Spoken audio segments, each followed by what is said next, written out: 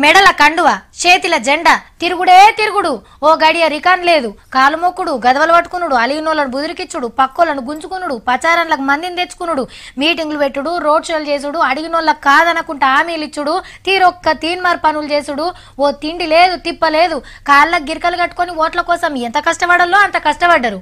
కానీ లీడర్ల కంటే ఎక్కువ కష్టపడేది కార్యకర్తలు. లీడర్ గెలిస్తే నేనే గెలిచినా అని అనుకుంటాడు, లీడర్ ఓడిపోతే నేను ఓడిపోయినా అని అనుకుంటాడు కార్యకర్త. దానికి గీవార్తనే సాక్ష్యం.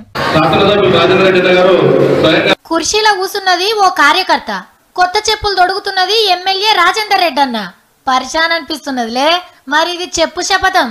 కాశప్ప అని ఈ కార్యకర్త రాజేందర్ అన్న గెలిచేదాకా చెప్పులు వేసుకోనని శపథం పట్టిండట. అభిమాన లీడర్ గెలిచినాక ఆయన చేతులతోనే చెప్పులు తొడిగిండన్నట్టు. ఇది వనపర్తిలా రైతులకు సన్మానం చేసి పాదాభివందనం చేసిండు కొత్త ఎమ్మెల్యే నిరంజన్ రెడ్డి సారు. గెలిచినోళ్ళ ముచ్చట ఇట్లుంటే భూపాలపల్లిలో ఓడిపోయిన మధుసూదనాచారి సారు కార్యకర్తల మీటింగ్ లా కడుపులున్న బాధనంతెల్ల పోసుకుండు.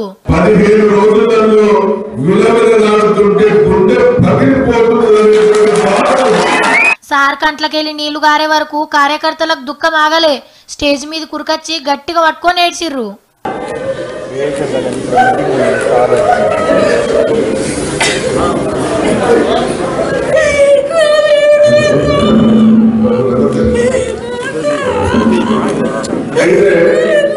ములుగుల ఓడిపోయిన చందూలాల్ సార్ సుత కార్యకర్తల మీటింగ్ లా కళ్ళ నీళ్లు తీసిండు. మొన్నటిదాకా పవర్లుండి ఓడిపోతే ఎవ్వరికైనా బాధ ఉంటది కదా, 4 రోజులైతే మళ్ళా ఎప్పట్లెక్కనే అవుతుండొచ్చు.